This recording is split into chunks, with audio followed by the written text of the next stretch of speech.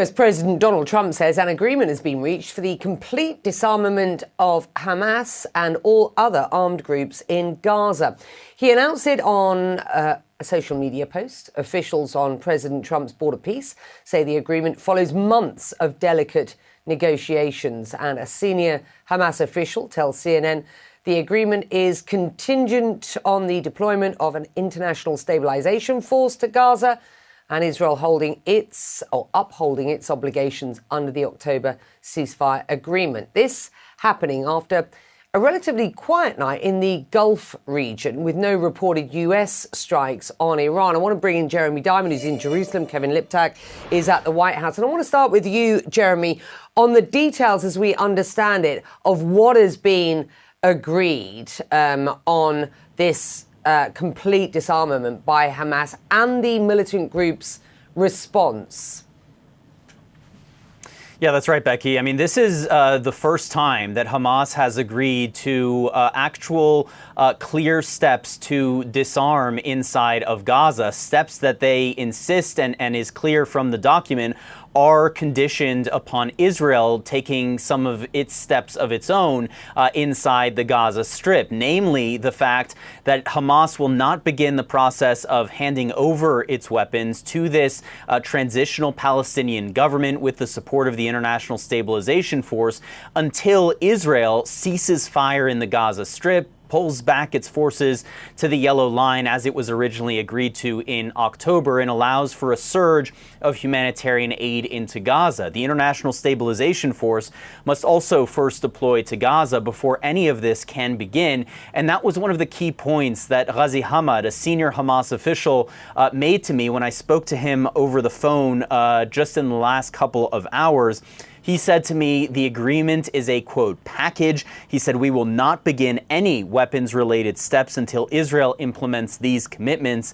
And he said that unless Israel does so, then Hamas will not proceed. It's important to note that as much as this agreement certainly represents major progress in these negotiations after months of stalemate in negotiations between the Board of Peace and Hamas, it also remains very uncertain whether any of this will still become a reality. And that is because this agreement has been brokered between Hamas and the Board of Peace, the United States, the Arab mediators that are part of this negotiation. But Israel has yet to publicly comment on this agreement at all. And as recently as yesterday, an Israeli official was casting doubt on the emerging agreement, suggesting that it would not be sufficient enough and that nothing short of the full demilitarization of Gaza would work for the Israeli government. It has also insisted, Israel has also insisted, on the weapons being removed from the Gaza Strip,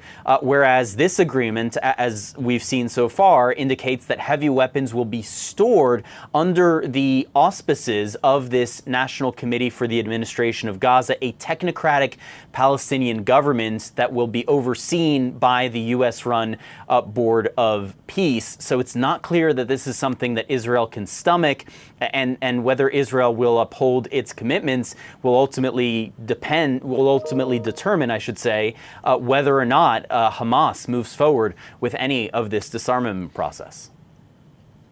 And it's really important that you bring up that sort of board of governors, as it were. This is a group of individuals who have not yet been given access on the ground in Gaza to start any of the work that needs to be done, of course. So that will be part of, I guess, what happens next. Kevin, let me bring you in. What the agreement says matters.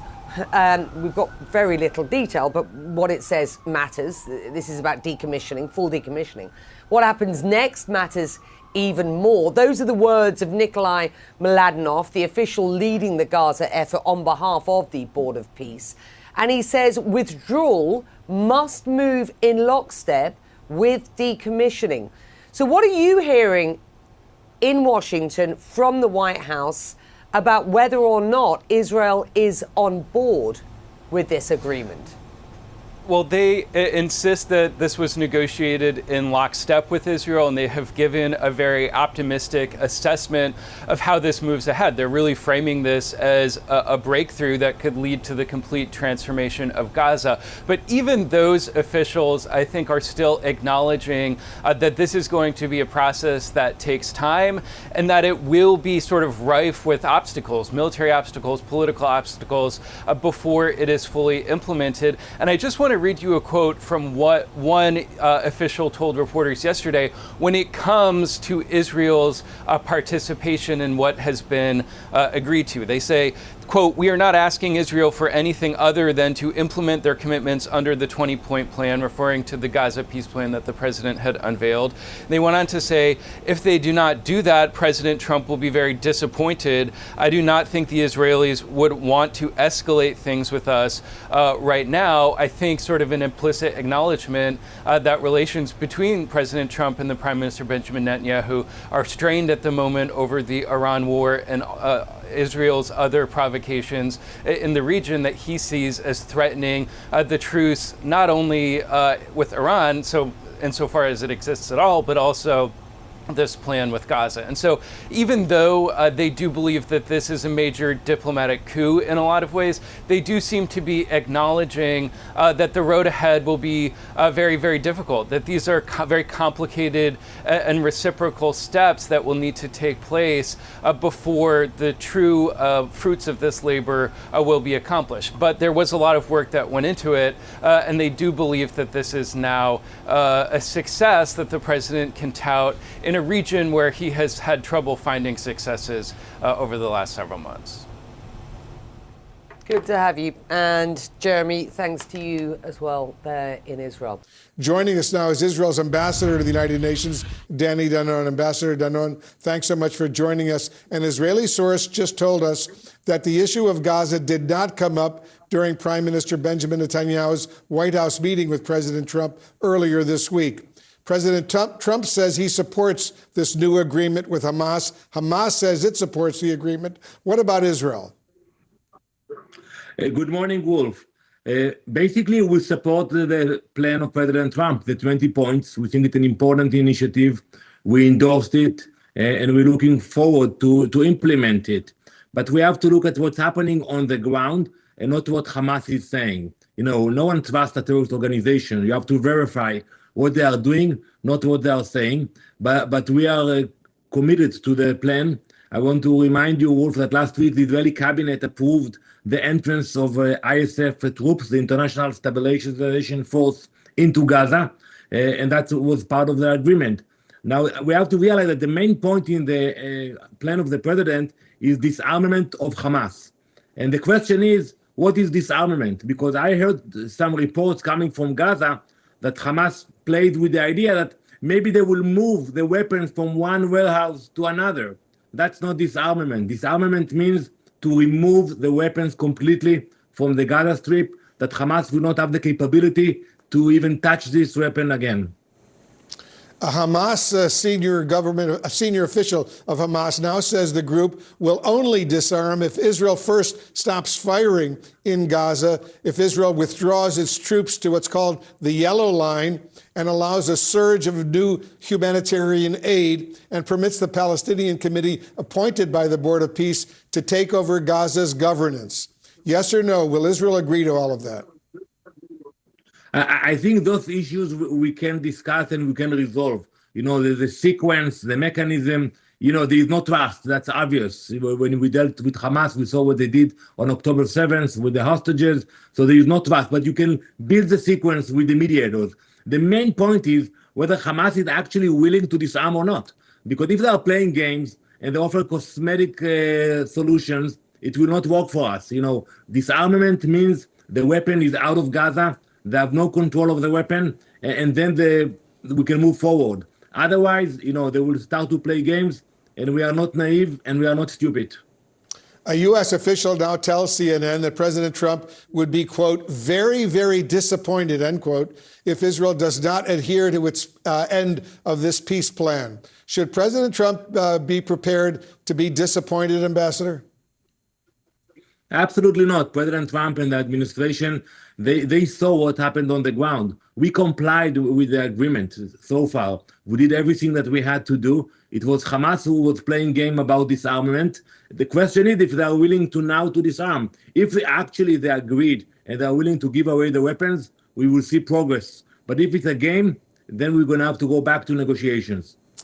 Let's turn to the broader war with Iran right now, Ambassador. Neither the Iranian media nor the U.S. military has reported any new strikes hitting inside Iran overnight, marking a dramatic change from Wednesday when the U.S. launched a very heavy wave of attacks targeting various places inside Iran.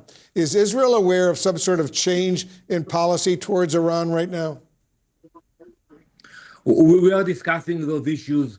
Prime Minister Netanyahu had a very successful visit in Washington. You know, there are a few options to deal with Iran. You can hopefully do it diplomatically, or you apply economical sanctions, or you use military force. I think the president and the prime minister, they think that they have to achieve the goal. And the goal is to make sure that Iran cannot have nuclear capabilities. That is the main point. I think that's where the president is heading. And also we have to realize, Wolf, that Iran is very aggressive. They attacked 12 countries in the last few weeks. So it's also about what they will do, what they are willing to do. And I think you have to keep all options on the table. As you just pointed out, several Gulf Arab nations are getting pulled further and further into this war with Iran. Saudi Arabia, for example, conducting joint strikes with the U.S. against Iranian proxies this week. Where does Israel stand on the growing collaboration between the U.S. and Saudi Arabia? Does Israel support it? We welcome collaboration with moderate countries. We collaborated with the UAE and other countries in the region, and we will welcome to see more countries joining this moderate group that fights the radicals from Iran. You know, it's not about Israel fighting Iran or the US. It's about moderate countries fighting evil radical regime. So hopefully one day we will see the Saudis joining the Abraham Accords. I think President Trump can deliver that in the 2 years he has in the White House. The Saudis say they will normalize relations with Israel and join the Abraham Accords, but only if Israel first accepts what's called a two-state solution, a new state of Palestine emerging alongside Israel. Do you think Israel is inclined to do that? So, Wolf, I have news for you. 3 years ago, before October 7th, we were negotiating with the Saudis, and we were able to find the language to accommodate the requests and our request. So I think it's possible. We signed a peace agreement with Egypt, with Jordan, UAE, Morocco, Bahrain, Morocco. I think we can find a way to negotiate and to find agreement with the Saudis, also to address the Palestinian issue, which, as we see now, you know, Hamas is still in power in Gaza, and that's the main obstacle for any development there. So just to be precise, Ambassador, Israel's open to the idea of a new state of Palestine emerging alongside Israel, the two-state solution, as it's called. Is that what I'm hearing? Absolutely not. After October 7th, no one is discussing the option of a Palestinian state today in Israel. We are concerned about our security. We want to see the Palestinians prosper, have better life under a moderate regime and not Hamas regime. But the idea of a state, it's not on the table. Well, Saudi Arabia says it's not going to sign on to the Abraham Accords unless Israel makes that a commitment to a two-state solution. Isn't relations with Saudi Arabia really important for Israel? Well, I think the Saudis, they know better than that, you know, and when I have dialogue with Arab leaders from the region, they also know that there's a lot of issues with the Palestinian leadership in terms of control, accountability. You know, you look what happened in Gaza, but also in Judea and Samaria.